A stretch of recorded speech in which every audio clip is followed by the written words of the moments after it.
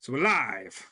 We're live. Hi, everyone, and welcome to the Nerdy Up North podcast. It's a nerdy podcast hosted by Northern Nerds. I am one of your hosts, Sam. I am a broken human being of a host. Yes. Seems to be my tagline now. I seem to get more broken by as the weeks go on.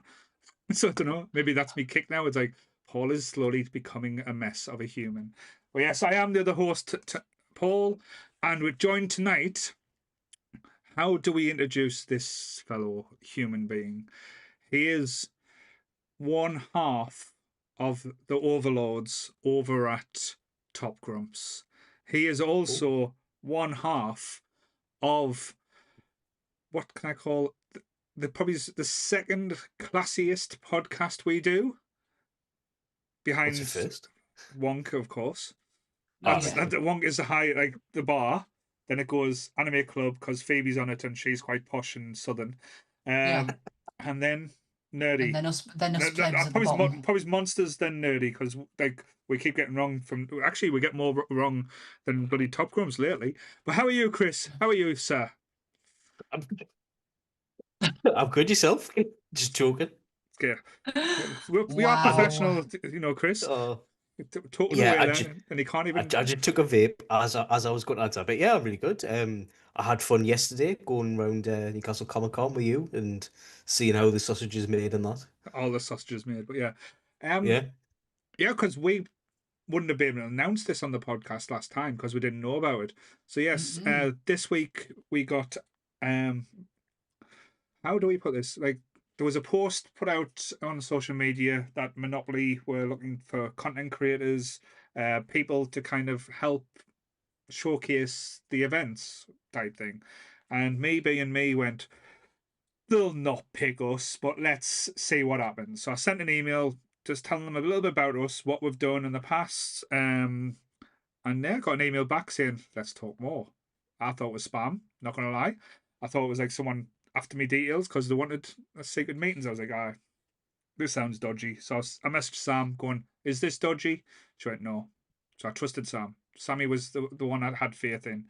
But yeah, then it went from there, and basically we got asked to be official content creators for Comic Con Northeast this weekend. So I've been busy bees with Lee and Chris. My little worker bees have been absolutely stars. I'll be honest. I normally I'll slag them off, but I kind of slag them off for I the don't work think you can. for the graft and everything they did yesterday. That was great. We saw little Beth. Hope Beth's okay. She got unwell on the day, so hope you're feeling better, Beth. Um, and yeah, and just a big shout out two of the most amazing people, Michael and Curry from the Geek Asylum. Yous were my support for the whole weekend. Like whenever I felt, because Sammy doesn't, well, she does know it. Like she's my little security blanket. So when my anxiety gets high and I feel like running away and hiding, she's normally there to kind of bring me down or make me feel safe. She wasn't there this weekend because she's fucking off to Disney because she's Yay! horrible. Um, Oh! so Lee and Chris are great, but they have got chaotic energy. They haven't got relaxing energy. They're like Chaos Emeralds, like Sonic gets and turns into Supersonic, and you just feel like, what the fuck is going on? Trying to keep up with these two little bastards. But yes, Curry and Mike had the little safe space with the Giga Silent thing. Always there to talk to us. Always there to just chill and just bring us back to love. So big, lots of love there. But yeah, um, there's been a few posts on the Instagram and other places where we've done a few things. There's a lot more to come. So keep your eyes out, keep liking, keep sharing, and keep giving us the love. But yes, that was a great weekend. So yeah, sorry, that's my little No! thing over with there. Excellent. Okay. Yes, Shall we kind of end spooky season? let's put a Oh nail no. in the coffin, shall we say, for Mm. All Hallows Eve weekend. Yeah. Yeah, It's over, guys. it's We're in over. November. It's just here. Oh, Santa Claus is can coming we to make town. can we make Christmas spooky? Well, Nightmare Before Christmas did. Krampus will So, Yeah. come and get you. I didn't like Krampus that much. It's I all did. right. I like the Krampus. So, Sammy, do you want to do your disclaimer before we get told off on YouTube once again? shocking content. Yes. So everything discussed in today's episode is our opinions, and it's our opinions alone. And if you'd like to discuss anything from today's episode, please come and join us on the Facebook page. You can join the Nerdy Up North Discord, or down in the comment section where we can have an open discussion. But what we won't have is anyone coming for us and telling us our opinions are wrong, because we can all agree to disagree in fandom. So let's keep it fun, keep it kind, and keep the toxic behaviour out of nerdism. Yes. Was there something more interesting than what I was seeing there, Chris? Well, someone just started setting off fireworks. Sorry. Oh, no, that's okay. I understand. I've got loads going off next to us. So Chris is like a little dog. Like, squirrel. It looked like he was getting told off there. What? But yes. Sorry. Before you do the taglines, 'cause I know you're excited for the taglines, and they're really good. With it being a movie, well, the movie we're talking about today, if you haven't noticed, is the 1978 John Carpenter classic Halloween. I want to ask a question before you do the taglines, because go for it. Out of the three of us, one person watched this movie for the very first time this week. How have you went through your adult life and not seen the most iconic, not just iconic slasher, but the iconic horror movie of all time, Chris? Can you answer that? Well, yeah, I can, because as a youth, I spent every spare minute of my time watching anime. Right. So for anyone who hasn't watched anime, it's called hentai, and it's got not lot of interesting things. Just Google search hentai. I'm sure you'll not be disappointed. Even I know what that is. Yeah, I bet everyone thought that. I bet everyone thought that was be me, but no. This is one that I have seen many times. And got dragged by the internet for saying that it didn't stand up in today's world. Yes.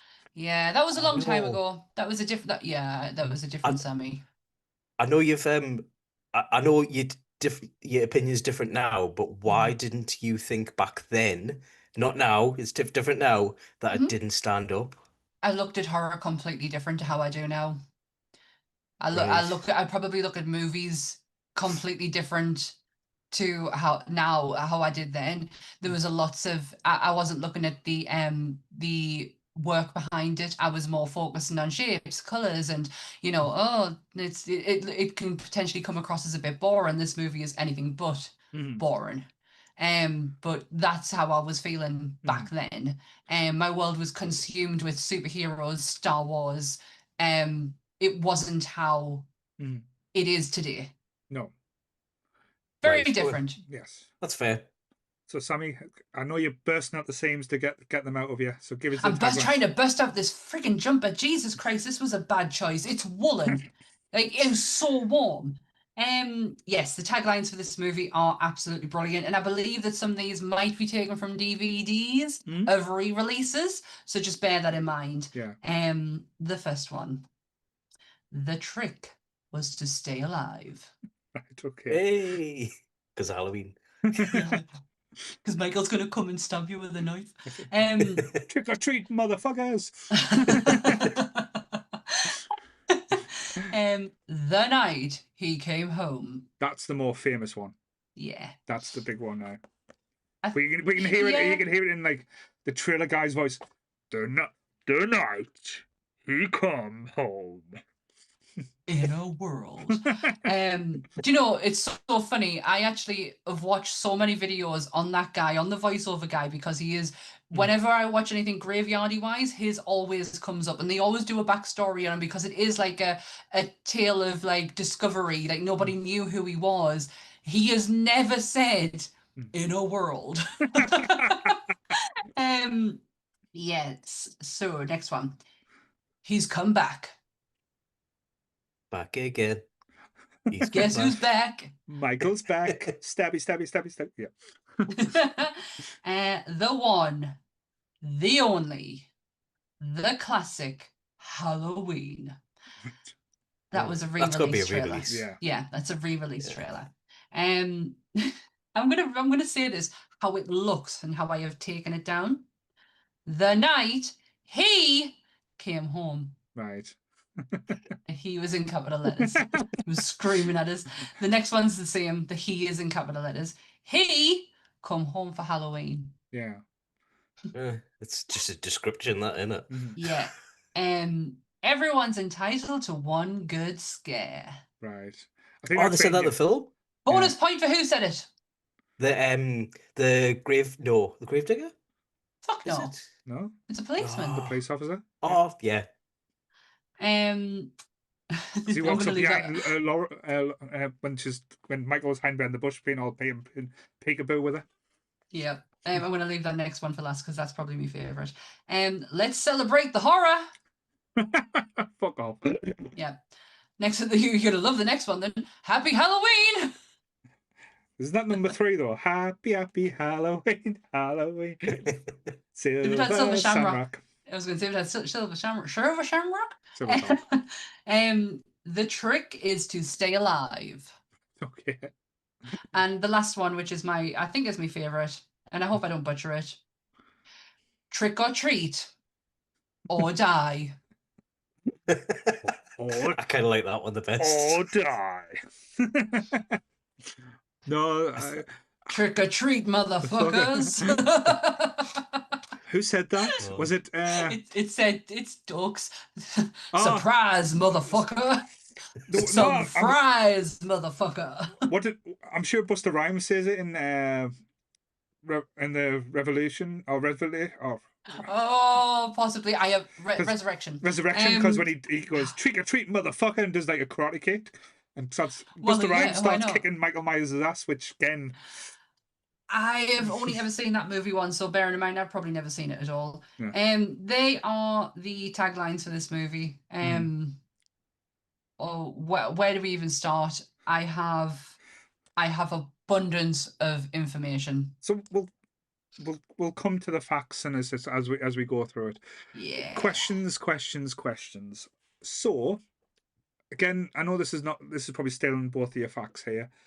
I think it's widely renowned or known that this movie wasn't called Halloween when it originally was going to come out. It was going to be called The Babysitter Murders.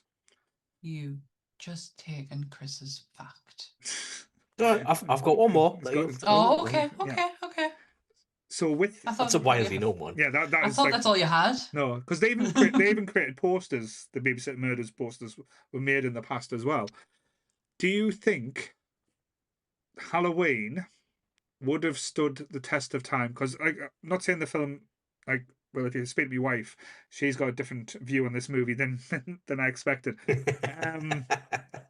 Do you think the movie would have stood the test of time if it wasn't called Halloween and if it was called The Babysitting Murders? Do you think it would have got lost in the shuffle with the 70s and 80s slashers?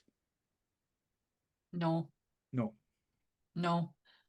I don't think we would have known any different. Mm-hmm. And I think the movie itself speaks for itself. I don't think the title holds much weight behind the actual movie. You could have called this Michael Myers, and still people, I feel, would have that infinite love that they have for it. Yeah, I think anyway. No, I agree. It's a masterpiece in cinema. I do think they lucked out with the name as well. Not saying it was anything bad, just because of how big, like, the holiday and like the day has become, not just in America but worldwide now. It is synonymous. Like, as long as time goes on, Halloween will always be connected because of that name.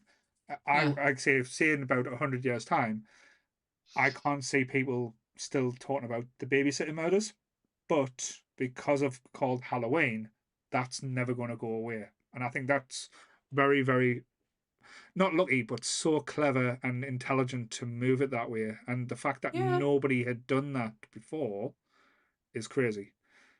Yeah, it's mind blowing. The whole process of this movie is mind blowing. The budget for it, the actual way that it was wrote. Deborah Hill wrote. So it's Deborah Hill and John Carpenter who did this movie. I believe they were together at the time. But I don't think it lasted very long, which I wasn't aware of until I did Halloween 3 not long ago. So Deborah Hill wrote the dialogue for the female characters. John wrote the ones for the males, basically Loomis's dialogue. Yeah. And then combine them both together. The budget for it was incredibly small, to which the reason. And this is a thing that I have discovered. I've done a lot of John Carpenter movies this year. And a thing that I have discovered with John is the way he can get around music when it comes to his movies. So for this, he does the music. Yeah. So therefore, so that element is taken out of it. For The Fog, the radio station that they were using, the music is it's ridiculous. It's jazz music, but it was free. It was free music, so he didn't have to pay for it. He's so clever with how he's able to nip and tuck things, but still make it look cinematically brilliant. I think the reason why this is cinematic brilliant is because of the camera work and the things behind it, like how they did the shots. They invented some shots for this movie as well. But before we start basically getting really excited, because you can tell just by me and Sammy how much we want to talk about this movie, because it's kind of left an imprint. Well, it's always left an imprint with me. Like I know Sammy kind of had a different opinion years ago, but kind of embraced the love of it now, because it takes it takes a lot to kind of grasp what is done in this movie. Chris, with your first watch, did you enjoy it? Yeah, I actually really did love it. You did. I think I don't think it would have been as good if it had a different soundtrack though. No, but I do. I do love everything, like even where Mikey's hiding behind the bush and all that sort of stuff. The weird 70-isms of the girls with the babysitters, where how did she get caught in that window? I just love it. It's but I can see where the why people like Michael Myers. I can see why people love this film, and it spawned a lot of offshoots from it. Yeah. So I genuinely did love it. Great. Don't get us wrong. From what I said back, I think it was 2016, I said it. I always appreciated Michael's place in horror. It's just when I weighed it up to everything else, it wasn't so. And he's still, to this day, I am, the more I am doing more of John's films, the more I am starting to really like. The Fog was something I never saw coming, of how much I was going to love that movie. And I'm appreciating him and the work that he puts into them. And it's not necessarily the iconic characters that he's made out of it. It's what he does for films. Yeah. Is what I'm getting more now. Jason's always going to be my main horror icon, but Michael is a very close second. I think. Well, I messaged. Sorry, I messaged Sammy after I watched it, and I was like, "Oh, does Michael Myers do this because of this?" And Sammy was like, "Well, it's deliberately vague. You can think what you want. It's what you make of it," which I think that's why he's so iconic as well. It's like, why does he never talk? Why does he do this? It's like, well, reason. He had so many questions as to why Michael did what he did, and I think that's the beauty of this movie and the beauty of the character. You get to make your own mind up of what he's done, why he's doing that. It's not laid out, and I know Paul has brought this up before, where the scary part is not necessarily what you see. It's Michael's story is how you interpret it, and that could be completely different to how I interpret, especially the opening scene as well, where why did he feel the need to put the mask on? Why did he need to hide his face? Is it because he's so ashamed of the fact that this is what he wants to do and he has to hide himself? Or is it just playful? Is he playing with his victim? Is he torturing, tormenting? So many things that you can ask. Yeah. And it was hard to answer Chris's questions, because I was like, mate, I don't know. See, I would have told Chris, shut up, I want to talk to you on the podcast. That's probably why he didn't text me. I love it. I love it, because me and Chris have some really, really cool conversations. Me and my best friend Chris. Our entire day of talking about The Godfather was just some of the best conversations I've had. It was literally from 8 o'clock in the morning till 8 o'clock when he went to go and record. Yeah, but gabagool. But I think, the answer to that question, like the why, it's twofold. The simplest answer I can give you is the bogeyman. That's it. He's basically the man that comes at night and takes everything. Oh, and the other one is how Sammy eloquently put it, better than what I could put it.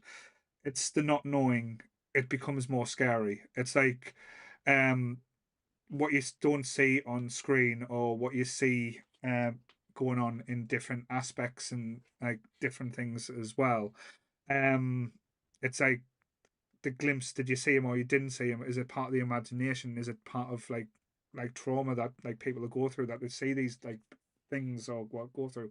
Yeah. I don't want someone to like. This is why I think I had such issues with the Rob Zombie ones, is because he went out of his way to try and explain Michael had a poor upbringing. Michael had this bad to him. Michael was treated this way. This is why Michael has grown up to decide that he's a mass murderer.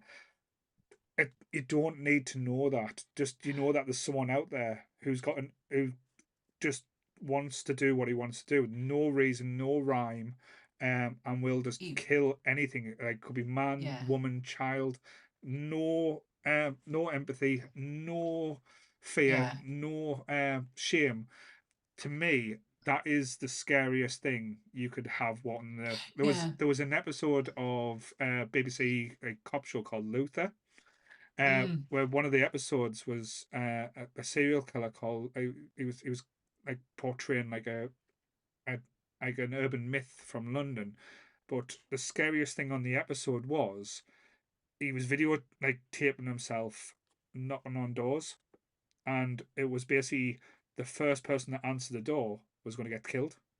So it's literally like imagine someone he sounds lovely. walking down your street now, knocking on each door, like at about 11, 12 o'clock at night. Like not many people are going to answer the door, but I wouldn't. if you did, then you could die. I just invite people in. I had a policeman knock on my door at 1 o'clock in the morning. I thought it was Anth coming home from work, and I'm just saying, "Come on in, it's open." And I just let them in. But it's just that that is the capability, and I know there's a supernatural element that went into it, like in the sequels and stuff like that. But you can't kill the boogeyman, and I just love the simplicity of that as well.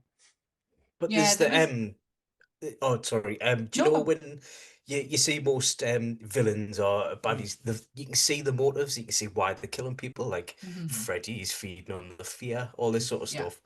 But you don't get that with him. You get absolutely nothing. And I think because he's stalking these babysitters, and you're like, why is he doing it? Is it a sexual thing? Is he playing with them? Is he doing what? Does he just want to kill them? It's like, I don't know. So did a babysitter upset him or something? And this is like kind of traumatized him. It's so funny that you mentioned Freddy Krueger. That's such a great segue into one of my interesting facts. He is actually a part of this movie production. I know this fact. Is this your other one? If it is, you can tell it. Oh, okay. Yes, Robert Englund is not in this movie, but he's part of the production set. He was the guy who was responsible for putting the leaves on the ground. Everyone's got to start somewhere. Everyone's got to have a job. They do. And just to say, like, hugely congratulations to him in getting his star in the Hollywood Walk of Fame. And it being, I watched the whole ceremony. It was better than John Carpenter's. Right. John Carpenter's at the beginning of the year was, because I didn't realize this, they both got it presented at the same time. You are having your star. And John was, they offered John Halloween for his first, and he went, no, that goes to that man over there. And it went to Robert Englund. John Carpenter's was probably one of the most uncomfortable ceremonies ever. He did not want to be there. He just wanted to go for food. He kept trying. The guy who's doing the ceremony is like, oh, come on, Robert, come on. You know, he's got people talking on his behalf, and he's like, yep, make it fast. Like Kurt Russell, he's going, yep, speed it up. So yes, Robert Englund was on set for the leaves, but I also have some alternative casting. All right. Of who they wanted. They were absolutely stalked to pieces to get Jamie Lee Curtis. This was the ultimate find, because they had Janet Leigh's daughter. Yeah. They couldn't have Janet Leigh. No. Yeah, they couldn't have Janet Leigh, so they were so stalked. So she was the easy one. It was Loomis's character that they had different ideas of where they wanted to be to where they ended up being. So it's not exactly alternative casting because Donald Pleasant did get the part. Like it was offered to two other people first, and it was, and this is a push, was Peter Cushing and Christopher Lee. Yeah, That's who they initially. I heard the Christopher Lee one in the past. Yeah. Yeah, Peter Cushing and Christopher Lee were Sir Christopher Lee Right. were asked, but they knocked it back. It was Donald Pleasance who was buzzing his tits off to get this role. He really, really wanted this part so badly, but he was only there for like a short period of time. Yeah, and it's weird saying this because Donald Pleasant has had such a massive career. He's done so many big things. He's been like one of the greatest Bond villains as well. But he is renowned for Loomis now. That's probably the one that has stuck with him, like going forward. I know there was rumors and things about later movies that were going on as well, but I just love how, like, in a town and in a place where all the shit is kicking off, he is the most insane person and he's supposed to be the most sane person. Like, the stuff he does is just not normal. Like he's going. Chris loved him. He goes in and starts like bossing, like he's just a psychiatric doctor. He's got no power. He's got no authority to do anything, and he's bossing the whole police department around and saying, "I'm going to do this." Spooking kids in from the bush, going, "Don't go near there." Do you know what I thought the best part of this was? When he hears a noise, he draws his gun, and afterwards he's like, "I've got me license. Don't worry." It was the fact that you literally have you just said Chris's whole message last night. You just went, "Who does he think he is? What's the coppers about?" It's like, how much authority does this man have? And when they pull up to the mental hospital where all of the patients are on the, I don't know, grazing in the field or something, he comes out and they're like, "Who let all these people out in the middle of the night when it's pigging down raining?" I'll ignore them and try to go in. He doesn't give a toss about the rest of them. He's just but Michael Myers, No, you're absolutely right. And talking about the opening though as well, because I remember seeing that as a kid being one of the more terrifying openings to a movie that I've seen. I know I watched a lot of messed up films I shouldn't have been watching, but that opening genuinely give me fear. Like when you see them driving up and it's like Loomis and the nurse, and you see all the patients running about, and he goes out to try and like see what's going on, and she's left in the car, and all you see is Michael climbing on top of the roof, like Monkey Man, which is just hilarious. And then when he just smashes the glass with his hand as well, it just absolutely terrified us. I got chills as a kid where I was like, "Oh, this is really, really not like." I know that's not the opening. Sorry, the opening is where he kills his sister, but that's the part that scared me. I don't know why the sister didn't bother us as much, but that escape from the mental asylum. Well, what excited you, Chris, in that opening sequence? Because I knew the fact that was coming from you. Go on then. Because I just saw it before. Because I genuinely did look this up because I was like, how strong would you have to be to smash a window with your hand? Because he just presses it against, he doesn't smash it or anything. You just see his hand grab the windscreen. I was like, oh, in the 70s, did they have like single pane glass for cars or something?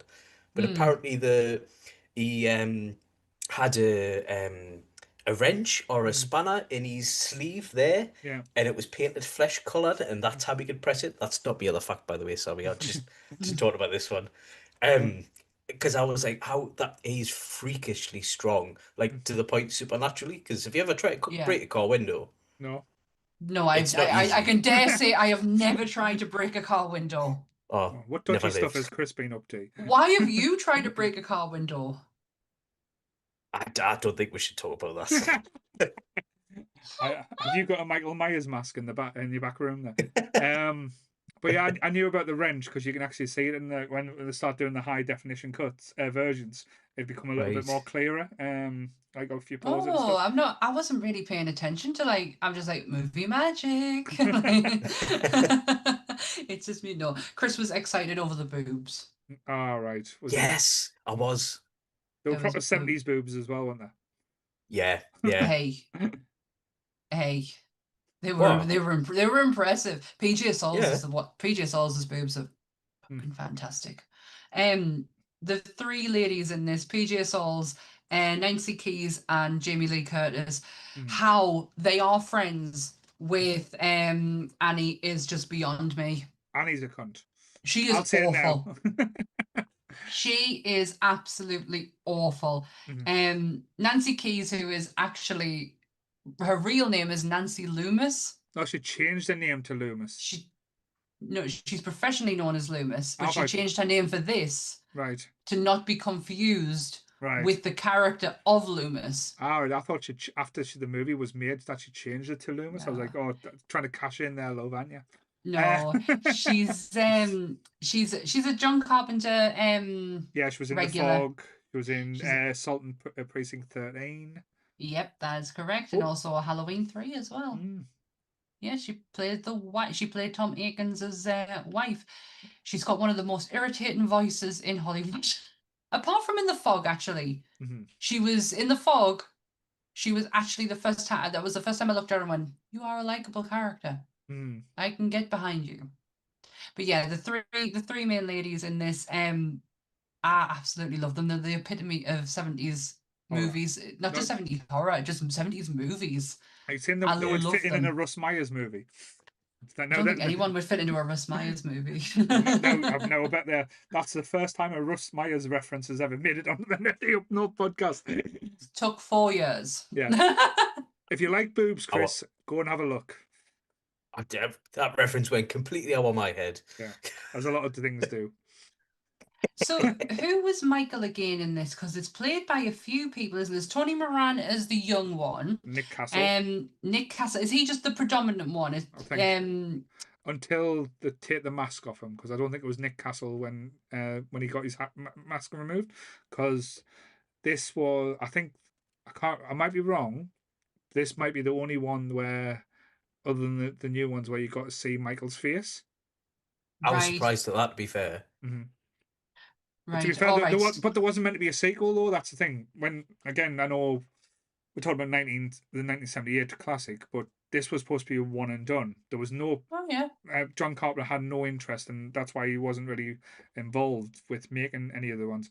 In his mind, number 2 doesn't exist. He can't stand it, because they introduced things like Jamie Lee Curtis's Laurie Strode as Michael's sister, which made absolutely zero sense in this movie. Yeah. That was why they tried to. So this is, again, I didn't want. I was going to go into it when you asked us like the reasons why Michael was doing it. Number 2, they try to give him the reasons why he's doing it. They try to explain a bit more by saying, "Oh, he was after Laurie Strode all the time because she was adopted by the Strode family, which is really a Myers." Yes. That narrative goes on until H2O, Resurrection, and then the 2018 one, they retcon it. Yeah. And the 2018 one, the first thing one of the first things that said is, she was never his brother. It was an urban myth. It's not true at all. No. She was never his sister. Or they were never brother and sister. That narrative goes on. Don't get us wrong. I actually really enjoy H2O as a movie. I don't think it's so fitting for the time it came out. It's very like 90s. It is what it yes, is like and 90s, it's got but doesn't it give you that lovely warm and fuzzy feeling like, oh, youth? that just feels like it was last week though. And now it's like, oh, it's 20 years ago. Oh, it's 20 years, yeah. That's a horrible thought. Tony Moran was Michael Myers at 21. Will Sandin is when he's a kid, and yes, Nick Castle. Sorry, I thought who directed 3 again? Tommy Wallace. I thought he had something to do with it, but I'm wrong. Right. No. But as you said, the acting in this goes from really entertaining to some of them. It's like the conversations and dialogue. It feels very. This is probably where you felt like this is probably me going back and giving you some props, Sammy. The dialogue and things was like the way it was acted is quite dated. Like the way they talk to each other, like you cringe as fuck as when they're smoking joints in the car and they get, oh, there's my dad, get out the window, and it's like your car's not going to stink of joints. You could just drive past your dad; he's not going to notice. You don't have to pull over and say, hi, dad. It didn't need to be done. If you were doing something dodgy like that, get the hell out of Dodge. Things like again, I adore this movie, but I can see certain aspects and watching it back now. Um, Loomis is camped out at the Myers house. He's basically saying, I'm not going to move. He's going to come back here. He's been here, which again, logically makes sense. But he doesn't go out in the house. He goes outside and he's scaring kids who's trick or treating. But Hey, Lamy! after a few hours, he just turns around and he realizes, oh, there's my car that was stolen right behind us. That's been there all night. It's like, you're not very perspective. Like you're not really getting the full view or seeing, like, your detective skills aren't great, Dr. Loomis, if you didn't notice your fucking car sitting No. there. Yeah. I actually appreciate more of Loomis's performance. The more I watch it, I can see the obsession Mhm. and it being just complete. Like his rationality goes out the window. Yeah. Nothing makes sense, and it's like it's something from when I watched it when I was younger, I would never have been able to pick up on. It's just, oh my God, that guy's really crazy, and look at how crazy he is, and Mhm. it's so Yeah. much more than that. Jamie Lee's performance in this is it's breathtaking, and it's hard. It can be hard sometimes, especially for me, to separate the Jamie Lee I know Mhm. to the Jamie Lee who That's her. started Yeah. who starts in this movie, because she's she's a completely Mm. it's a different version of Jamie. No, she's not the powerhouse, or like That's what you always imagine from Jamie. there's kind of like a naivety and innocence in this performance, which gives again, because she's meant to be playing a teenage girl. She doesn't look like a teenage girl, but again, No, she that's looks like Carrie Fisher, apparently. Chris is getting I'll never get over that. Chris is Well, getting all the it's bombs thrown weird at him now.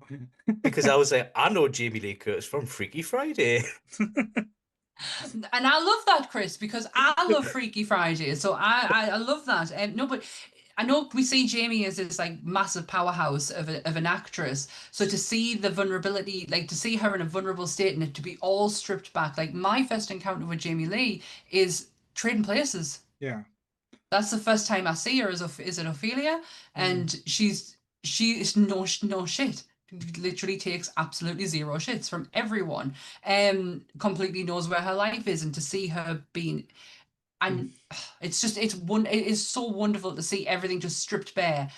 There is some moments where you're like, oh come on, girl, like In the cupboard. yeah, get a move on. That was a And, again when you're talking about horror movies, because a lot of horror movies, well, this movie still resonates and has influences on modern day horror from today. Like again, people might say a thing. You can see elements of even the Terrifier movies in from of taking reference and aspects from Halloween as well. Which again, people can argue to the day, but you can totally see the notes and see the thing.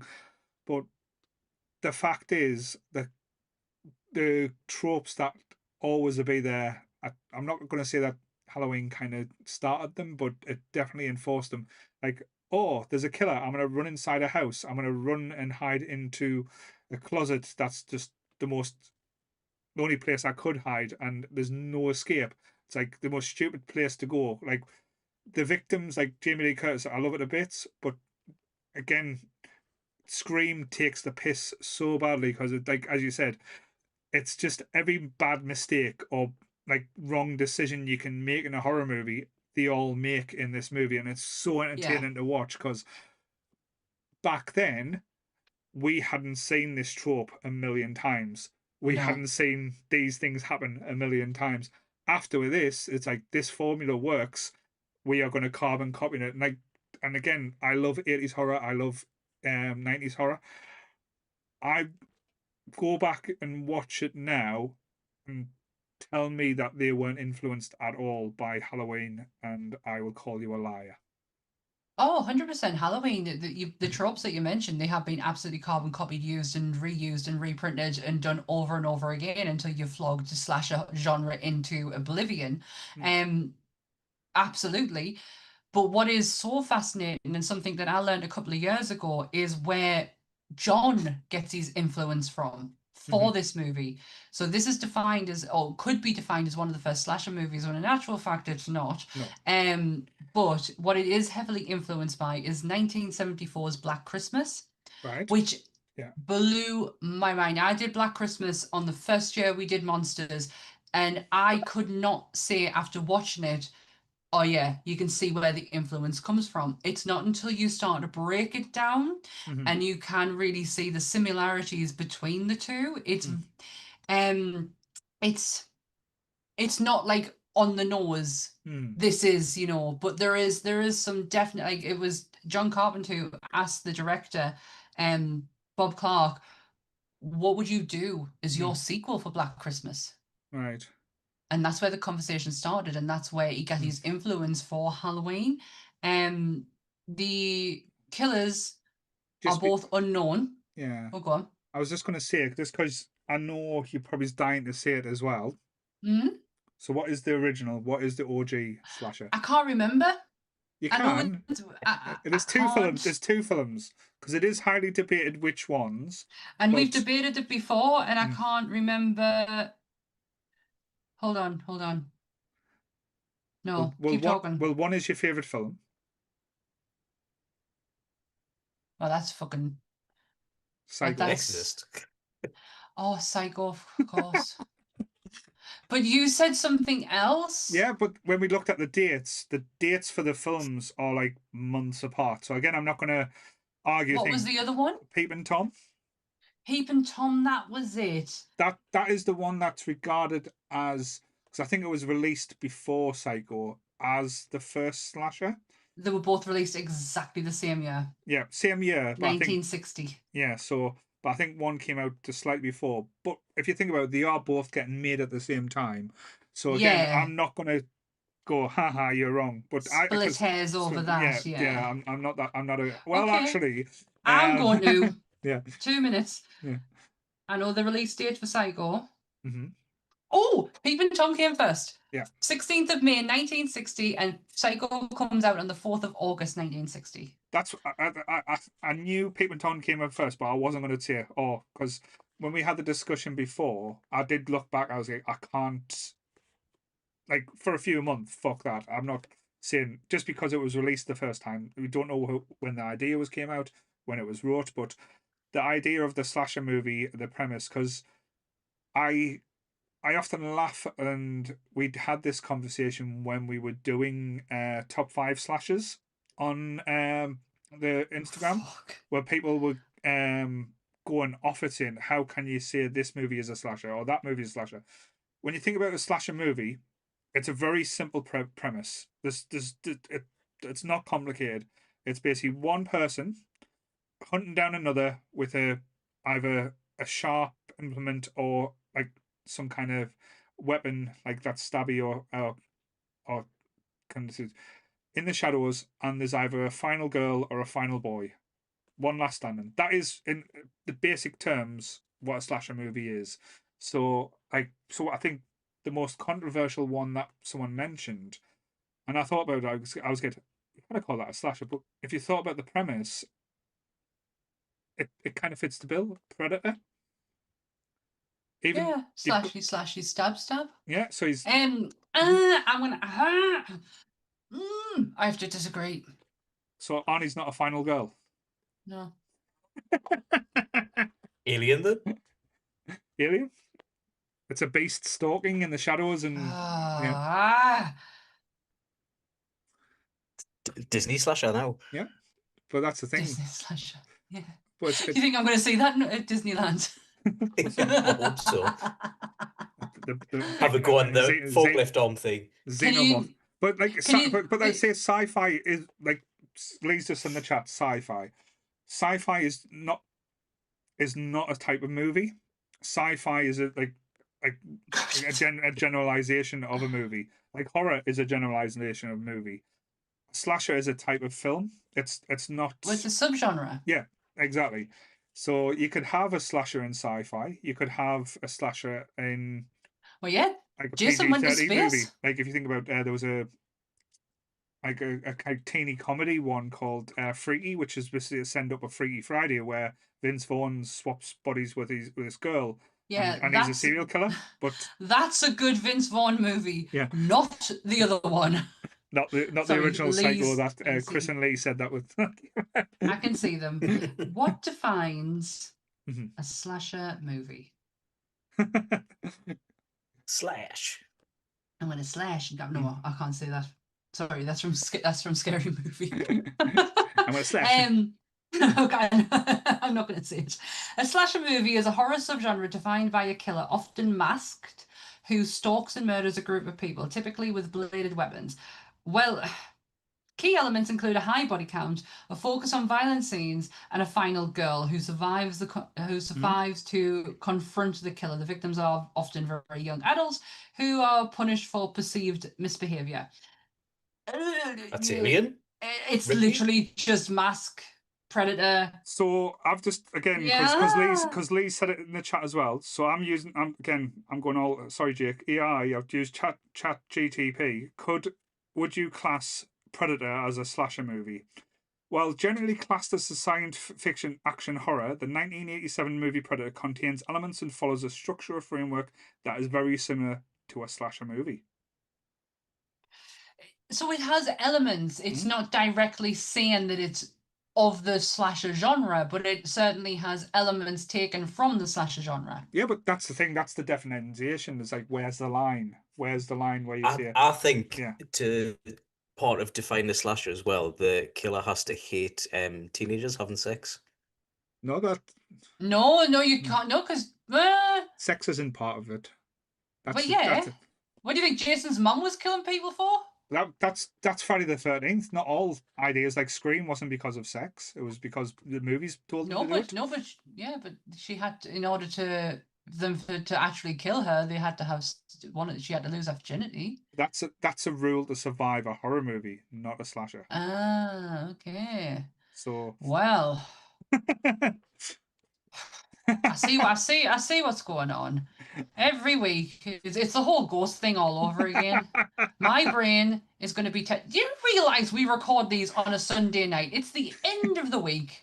But that's fine. I think it's an interesting conversation. It is. It is, and it's mind melting because there's so many. Like it's so quick, and I think I probably did it so quick to go. No, it's not. But then when you start breaking it down, it's like, well, I can't argue that Predator. What he wears a mask because he is my Predator wearing a mask? Yeah, you did. No. He has a mask on. Terminator 1. My Predator wearing a mask. Terminator 1.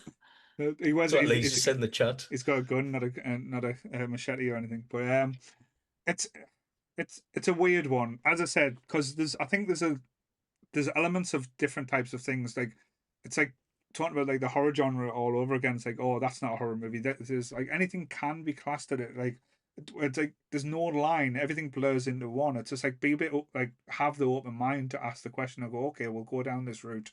We'll have a look at this. There's no definite yes or no, because even if like we had the conversation and said I don't think it's a slasher, you're not wrong. That's your definition. But I can say, well, these are the elements, so it fits in this thing. But it's not like a typical. I think the typical slasher is like a murderer mask, girl getting chased, killing them either in the woods or chased in the street. When you add different elements like sci-fi and like different, like all different types of like scenarios, because technically you can class, like if I'm going to be like really out there and really difficult, like technically you could say Jaws is a slasher, because Jaws is basically, I know when we spoke to Spielberg, when you see the interviews with Spielberg. When we spoke to Spielberg? Oh my goodness. I say the ego's getting outrageous now. What is happening with him? When I watched the documentary with Spielberg, he does class Jaws as it's like his type of slasher movie where he's got this thing in the sea that's not seen, that's slowly stalking its prey and killing things without like randomly and not without cause. Sorry, I'm just laughing at Lee. Yeah. Nice shark. But yeah, it's like how far out there do you want to push the boat or push the boundaries and stuff it's how far do you want to take the conversation? Yeah. Because we could literally just go, right, well that's not a slasher. All right. Yeah. But I mean, And technically, it's like Halloween's having a possession conversation film. with Chris. What? What's a I've possession taken the film? mic. Yeah, Halloween's a possession film. I've taken Oh the well, piss. you have no idea what Michael's been. He could be possessed by something. Are we talking Something about could have The taken Mask, I over. think. what's the cult called again in Halloween 4 and 5? Oh Christ, Oh, good. mate! I never watched them films. I couldn't do it. I don't know how many times we visited Halloween over the last 4 to 5 years. I have, God honest truth, I have never seen 4 or 5. The Paul Rudd one's unwatchable, I'll be honest. I couldn't do it. I think we did top 5 we started with top 5 slasher movies. Yeah, no, I think we've done top 5 horror movies, not including slashers, and then That's right. And then we done the one of our first Halloween specials was The Good, the Bad, and the Rob Zombie. And then on Monsters we've done Michael Myers. Yeah.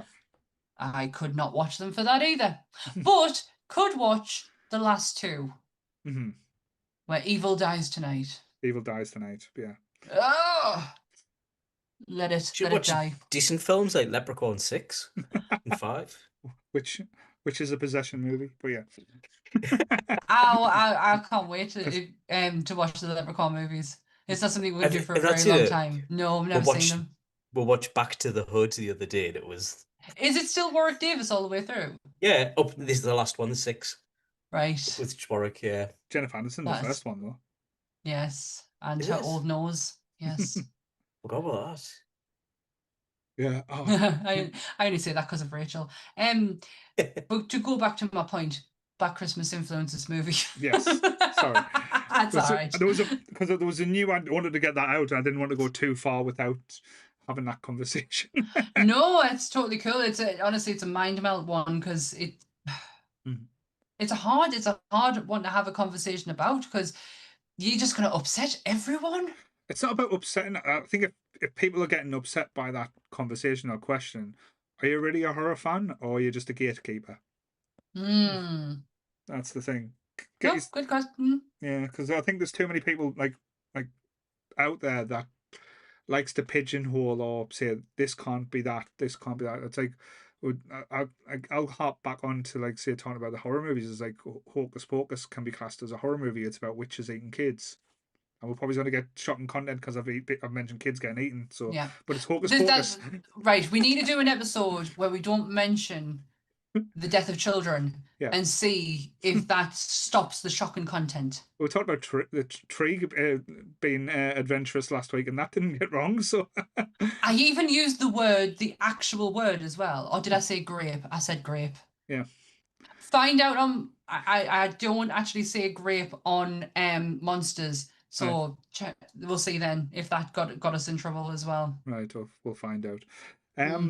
But yeah, so Black Christmas. I remember because there's so many different versions of Black Christmas, and again, I'll go out there. There's more than 2. Don't be like that. No, there's 2. There was a modern one, and there was the original. There was an 80s one. Yeah.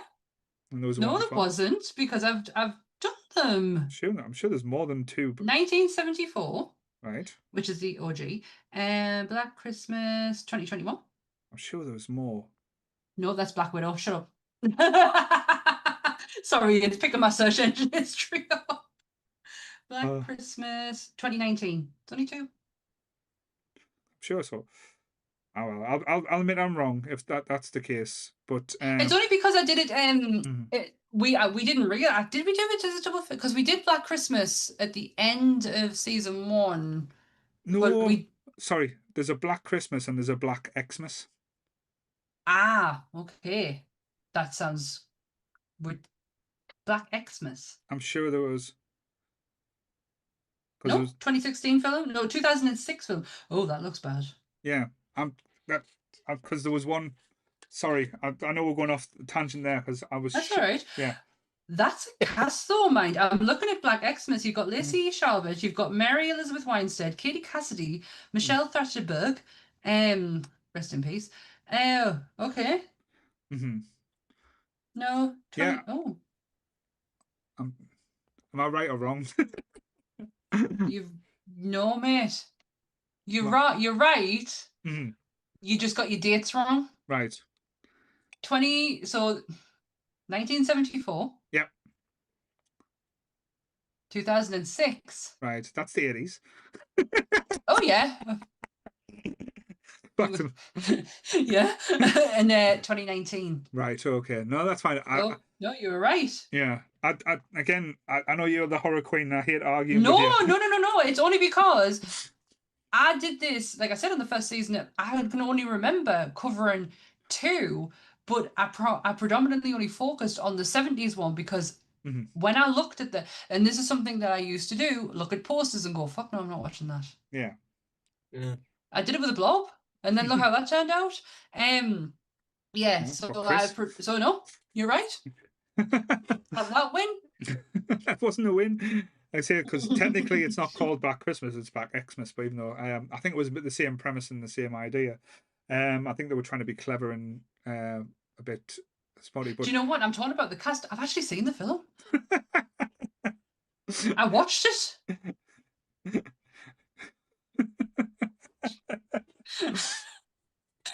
Sorry. It's fine. Honestly, I can't remember half the shit I've watched and half the information that I've got. Like, I should be a fountain of knowledge by now. And honestly, as soon as I learn something and I've said it on here, it's gone.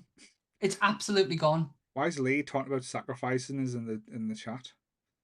It's all about Sabi's search history. Oh, right. I was a bit scared. I was getting worried. Lee's planning on killing us. No. Oh, well. I think I'd be scared to hear what Sammy's search engine history is. Right. I'd be scared to see yours more than Sammy's. Yeah, exactly. Yours would be more worrying than mine. Filthy hobbit. Yeah, so Black Christmas influences film. Yes. Chris, what is the fact you've got? Oh, right. So I'll have to read this to get his name right. Do you know in the scene where Bob Simmons is pinned against the wall by Michael and the knife? Yes. Yeah. Do you know he had to use a foot double because the kids on set were scared of his gargoyle talons, in their words? What, that he had monster feet? Yeah, we had feet. Oh, so he had to weird use a foot toes. double. Yeah, like gargoyle talons they were described as. Oh my god. That's so weird. That's a good fact. Weird feet. Weird feet. Would he make money from OnlyFans now if he or was it too scary for OnlyFans freaks? Not that people use OnlyFans are freaks. I apologize. Everyone has a fetish and everyone has money, so there'll be a market somewhere. Yeah, exactly. Chris, just out of interest, have you seen the more recent ones, from 2018 onwards? No, I was talking to someone yesterday, because it is in one of the videos, that said that, like me, they came to Halloween late, and when they watched the original, they weren't a fan because they said, well, I know all of these tropes because this is where all the kids spawned off from. So they actually like Rob Zombie's better. Which I was said, well, that's a valid opinion, I think. I thought, massively. Yeah, he's been doing some Q&As recently, and I've been catching a few of them on like TikTok videos. And there is a lot of love for Rob Zombie's Halloween, and it is because not everyone. I'm not saying they don't like it, but they like the idea of having that backstory, and I get it from a storytelling point of view. I can understand why people want and need the idea of where this person come from, why he did what he did. I know what you've said in the past, Paul, about the not knowing is the scariest part, and I agree to that, especially the setting of this film. But I can understand people's interest, and I can understand Rob Zombie as a fan going, well, I can do this. I can create this. And there is a lot of love for Rob Zombie. Not so much the second one, but definitely the first one. No, but I'm guessing when Paul originally saw this when it came out in theaters in 1978, he must have been scared because he wouldn't have seen anything before this. Maybe he's Wizard of Oz, something like that, but he wouldn't have seen anything like this. Is that another dig saying I'm old? So that's fine. Fucking hell, you were genuinely speechless there. I know. I was just letting him get his words out before. I don't know I what was you waiting said. for my feet to cut off. Oh my god, that was quite funny. Sorry, Have they been mocking you about your age this weekend? No, they've just been like little bands running around, and I've been able to get come back here, little kids, come after. Don't shout that in public. And I was laughing at Chris because he bought a sword yesterday, and he was panicking, walking past the police with a sword. Oh yeah, I can generally understand why. Especially looking at like Chris walking around with a sword. But I actually noticed a few people in Newcastle getting stopped by the police earlier, seeing if the weapons were real. Oh shit! I was laughing it up. I don't blame them after. After what happened yesterday. Sorry, I do not blame them. But oh yes, cosplayers need to be careful. You need to blunt your weapons. I don't know if that's the right word to use. What was I going to say? I was going to ask Chris something else as well. So when you were talking to this person, did you tell him how recent you watched it was the night before? It was Curry from Giga Sound. Oh, he never said who he was talking to. He just said he was talking to someone.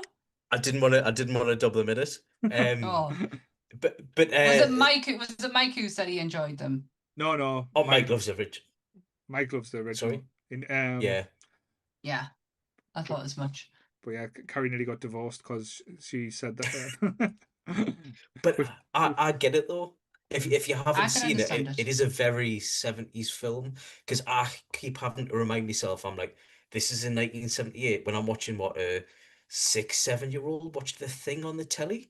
Now I'm like, would I let my 5-year-old son watch a Thing? No, it's not. But then in the 70s, they were like, oh well, we're too drunk to parent anyway, so that their crying nightmares won't wake up. Yeah. So.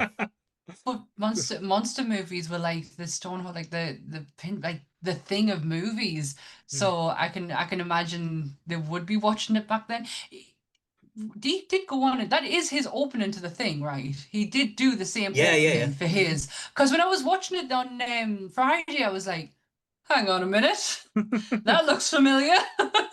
Oh no, wait there, because they had the scene where they were outlining the spaceship or something, and they were like, "Oh yeah, stand around here. This is the perimeter of it." Was that in the original Thing? Okay. Mike Keller would be able to tell you it's one of his favorite movies of all time. I've got such a love for that movie. It's like how it's like that, The Thing, and Dog Soldiers. Completely, utterly blew me away over the last few years, and I'm like, I could watch this on repeat.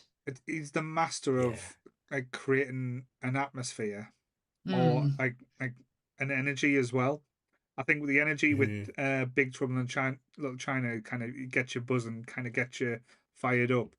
The Thing, it's like a slow burner. It's kind of like it keeps you like guessing. With Halloween, can't trust anyone, and it's still got you guessing. Yeah, was he?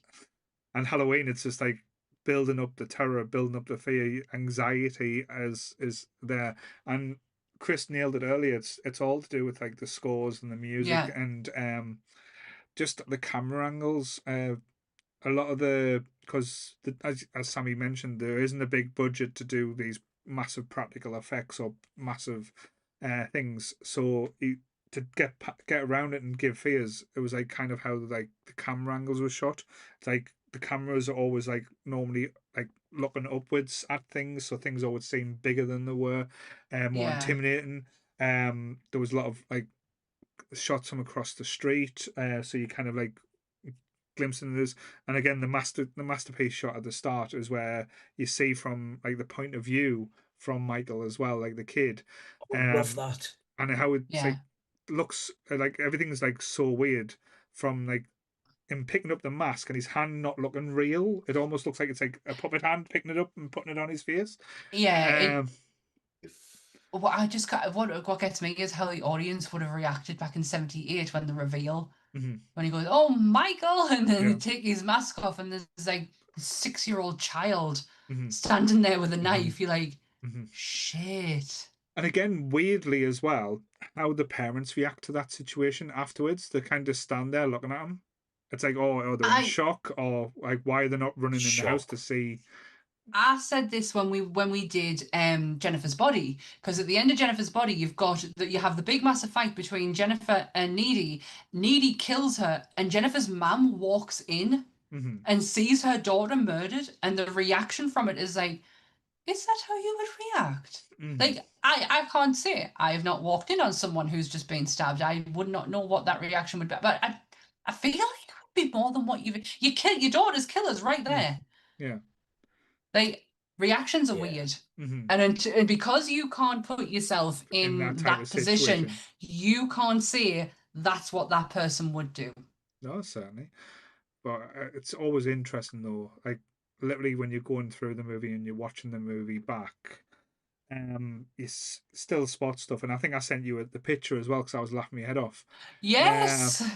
There's like when Laurie Strode is looking out the window to see Michael, there's a certain doll on the window. Now it's not the Annabelle that we're used to in the movies. The actual one. It's the Raggedy Ann. Now, what we did as well, after watching it, Nick looked up like when the Warrens started coming about, like doing their thing, being all things. Started being charlatans. Yeah. Would that doll, like with that being in like front and center of the movie, because if you see that it is a creepy doll. Did Annabelle came about before Halloween or after? I'll be interested to know. That would be. Oh, do you want to know? If you have the answer. Okay, I've got Google in front of us. Oh, you've got the Google. Annabelle, what the actual the case of Annabelle? The case of Annabelle, because that's the thing when it came out.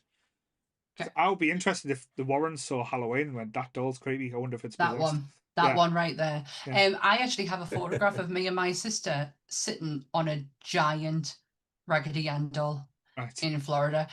You know, did you ever go in National Drive shopping centre, Point Orlando? Used to have, I don't know if it's still there, where the Barbie shop was. Right. Was a giant Raggedy Ann doll. And I've got a picture of me and my sister sitting on it. 1970. All right. So Annabelle came first. No, that's fine. That horrible cretin of a doll came first. So I wonder if it's a reference that John's done. Like if he's read about Annabelle and went, oh, I'm going to put Raggedy Ann doll. Shove that on there. Yeah. Again, I know it's probably me just putting like dots together and trying to think, but it's interesting though over the time, like things that you might not have noticed or might be like reference points as well. Yeah. When you sent us it, I went, what? Oh, Raggedy Ann. Yeah. I was going to say something. I've totally. Does Annabelle have it's got spirit in it, hasn't it? Or is it a demon or something? Depends who you talk to. Yeah, I didn't believe it. Like, I'd drop kick it if I had it. She's just. Do you know they could have done something so great with that character, with that doll? They could have instead of going, look, scary doll, they could have used the real doll. I was going to say something about Halloween. I've totally forgotten. Must have been a lie. No. Oh, the budget. Do you want to know the budget? Go on then. Shock me. 300,000. Right. Now, I'm not very good with maths or numbers, you know, dyslexic and everything. 300/000 is 300,000, right? Yep. Yeah. Okay. Yep. Okay. Didn't need to say that. Then I make myself look like an idiot. Over 300,000 over a 20-day shoot. The film went on to gross 47 million in the US box office alone. In 2008, the equivalent to that would have been 150 million, making Halloween one of the most successful independent films of all time. Yeah, people forget that as well. This is an independent movie. Yeah, done on a shoestring. Literally done on a shoestring. All the creativeness behind it comes from, they're all friends, they're all college friends or couples together. Tommy Lee Wallace was the production designer. He is responsible for the mask. Yes, and Tommy Lee Wallace will go on to direct Season of the Witch. The Shatner mask. Mm-hmm. What's scarier than an inside out William Shatner painted white? It cost $1. It cost $1.98. I've seen That's how that much actually. that mask cost. I've seen the mask actually like before they'd done the work to it as well, and it's still fucking scary as fuck. It's the hair. Yeah. The hair freaks us out a bit because the imagery that you've got behind us, that's great. I like that. But the idea that it was frizzy red hair, like as in like costumey hair, I don't like. No. It's weird though, like because the mask changes through the years. Like it depends on which movie, and like the hair color changes. Like there's one where there's white Oh. as well. Well, what is your favorite mask? What Now, would you? to be controversial, because I love the original, but the original one's not my favorite. I love the remake, the not the remake, the 2018 one. 2018 one. Yeah, My favorite too. I yeah. think there's something. It's aged and it's kind of like it's gritty and it's dirty and it's good. You know, there's history behind it. Yeah, 2018 one's my favorite. Chris hasn't got an opinion because he hasn't seen them. I like the first one because that's the only one I've seen. Would you actually now you've seen the first one? Would you go and watch the rest? Have you become a Michael fan or is this okay one and done? No, I do want to stop watching the rest of them because it's like it's like when I watched the first Nightmare on Elm Street, I watched them all in a one because they're all out at the time, and I loved it. So I want to do something similar, marathon. It's just finding the time now. It's weird. Yeah, amongst everything else. Yeah, it's weird because with the Halloween films, I'd say I'm a huge Michael Myers fan. I don't hate the second one, but I liked it more when I was younger than when I watched now. If that makes sense, I watch it now, and there's elements I'm like, oh, it's kind of shitting on what we got before. That's kind of like the thing. They try to make it so it was like a direct sequel, like literally from Michael disappearing on the grass. You see, that's where the film starts for the second one. But Halloween 3 is Season of the Witch is brilliant, kooky, B movie esque, but done in a way that's so well. I think 4 behind because if you talk about like take away the new ones because that's its own individual trilogy. If you talk about like the Michael Myers from going through that timeline, it goes first one H2O, then 4 with Diane or not Diane, what's it called? She hates Jamie Lee Curtis now. When you were saying H2O, I thought you meant that mermaids thing, and I got really confused. No, Halloween H2O. Right. It's good. It is good. It's got Michelle Williams, Josh Hartnett, Danielle Harris. That's Danielle Harrison. Oh yeah, Danielle Harris. Yeah. So you'll need to give us them in order then. Is this kind just of watch like them how they were released? Yeah, right. Because I didn't know if this is like a Star Wars thing where you don't watch 1, 2, 3, 6 or whatever, and then I mean, you don't technically you can just watch one and then go to 2018 and watch them ones because that's the actual timeline that they've got now. But to be honest, I feel like if you want to have an opinion on the Michael verse, watch them all and watch them how they were released. Personally, you don't really need to watch Season of the Witch because it's got absolutely jack shit to do with Michael Myers' story, but that was the intention. The idea that John had for the Halloween franchise was for it to be an anthology horror. So you would and he was going to do it in kind of like a seasonal thing. And then the studio was like, well, we've got to fucking show a thing here, bang a second one out. And if it was a case, and this is such a story that like gets repeated constantly, is the studio gets their hands on certain things and it makes the creators have to go, well, we have to get on board with it because if we don't, they are going to. Yeah. Regardless of us or not. So John did have something to do with the third one, but he really did say to Tommy Lee Wallace, I'll do your music for you. Because you that score in Season of the Witch is John Carpenter through and through. You love the music in the first one. You will love it's so with Season of the Witch, it is so ridiculous the story. But if you took the music out, it's even worse. Put the music in, it builds the movie. I think, and this is what I was saying to you the other night about how John's score creates the film because it really it takes you on that journey of where your emotions need to be. And I'm going to confuse. I don't think. I'm sorry. I'm going to confuse. One at a time, fellas. Yeah, I'm gonna speak because it's my podcast. So there. I'm gonna confuse Chris a little bit as well here. Right. So, because with all the different movies, and this is, I don't think I've said it this way as well. If you watch Halloween 4, and this is probably why I like it, it's like Halloween 1, but in reverse. Did he jump onto the second story window? Nope, you'll have to watch it. But it's basically the storyline in Halloween 4 is basically, it's like completely going from the end of Halloween and going back to the start. Oh, maybe I should watch it.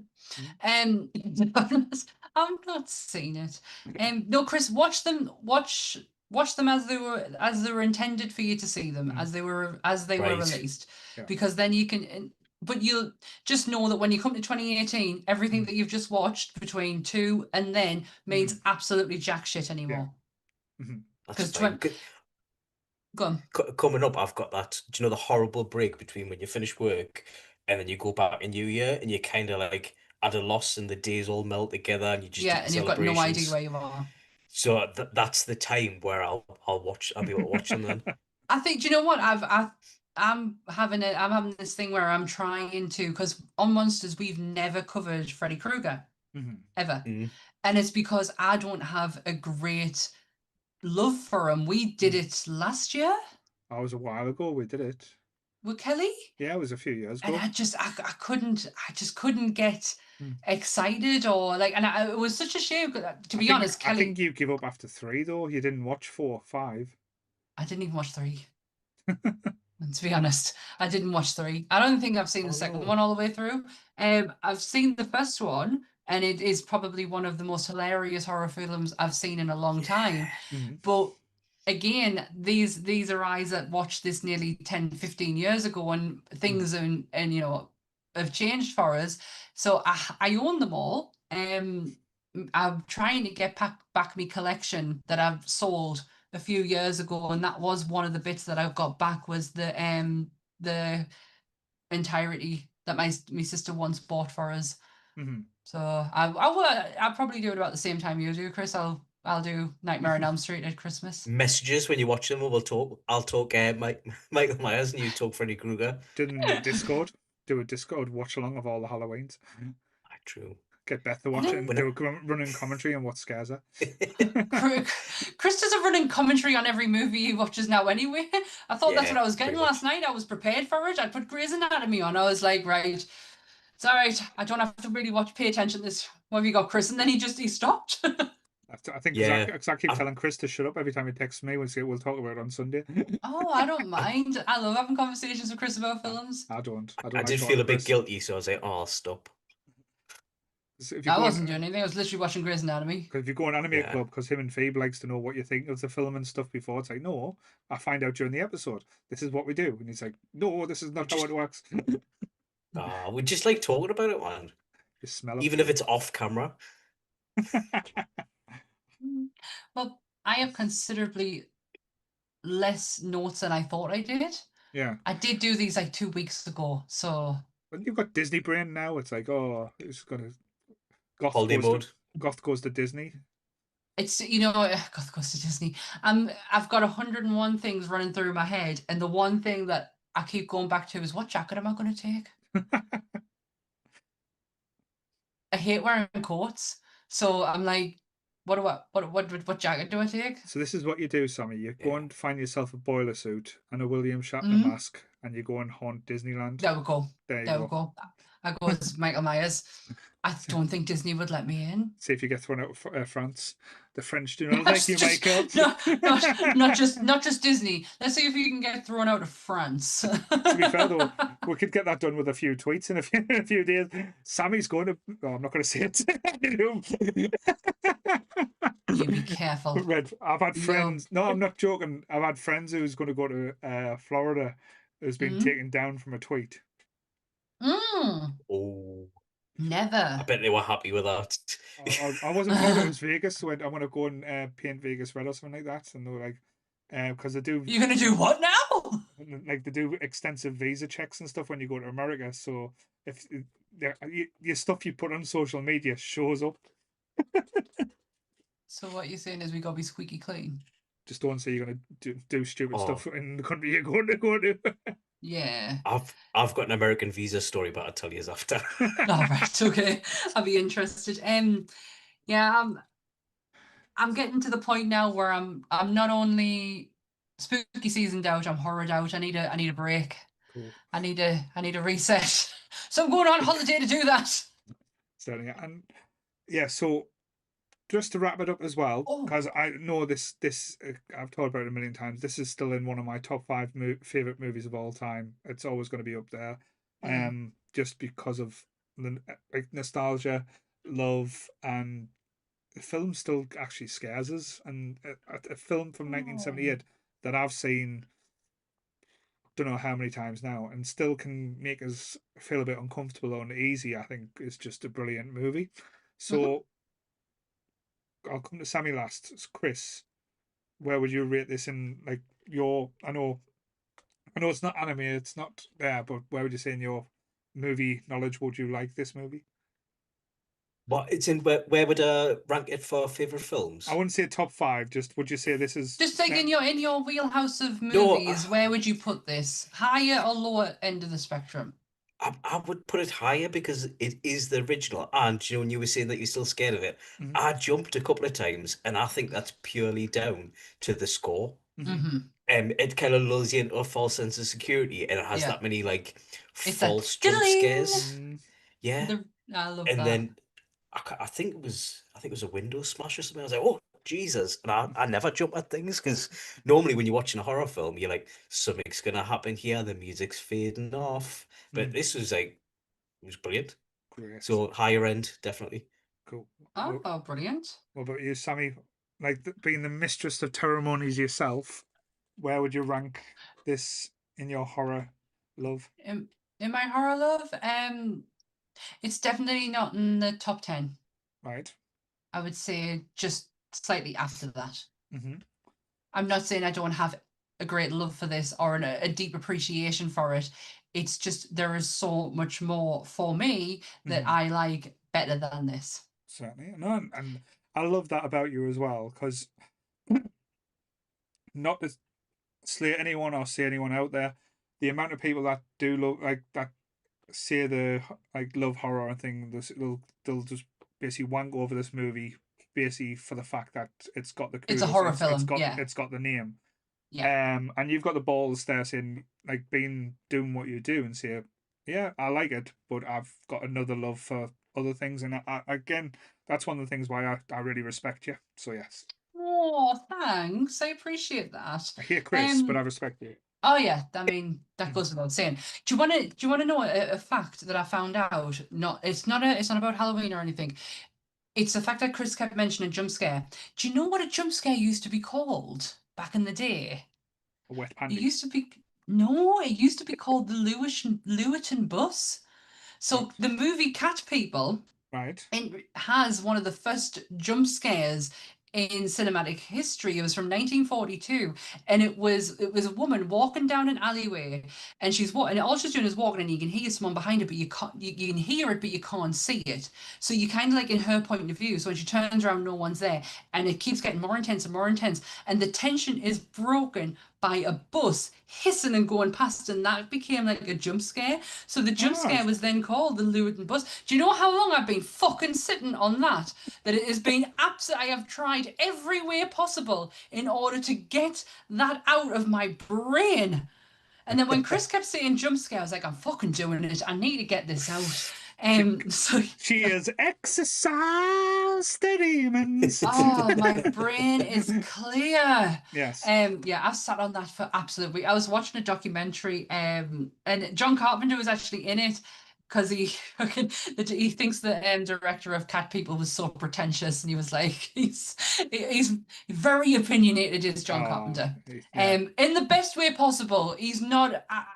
Even him ripping into this director, he still was quite courteous and quite nice about it. But yes, wow, that really Luton bus. Luton was bus. the effect. Yes, the whole tension is broken by this bus just going past, and all it does is just the brakes and the hissing and you literally you jump out your skin because you are so there's no music, there's no score. It's just footsteps and it's just her movement of turning around, and then just at the last second, whoosh, it goes past, and that is what a jump scare was called, a Luton bus. And I'm going to Oh, I leave like it that there. better. I'm going to leave it there, leaving with that fact. So, Sammy, what's happening tomorrow?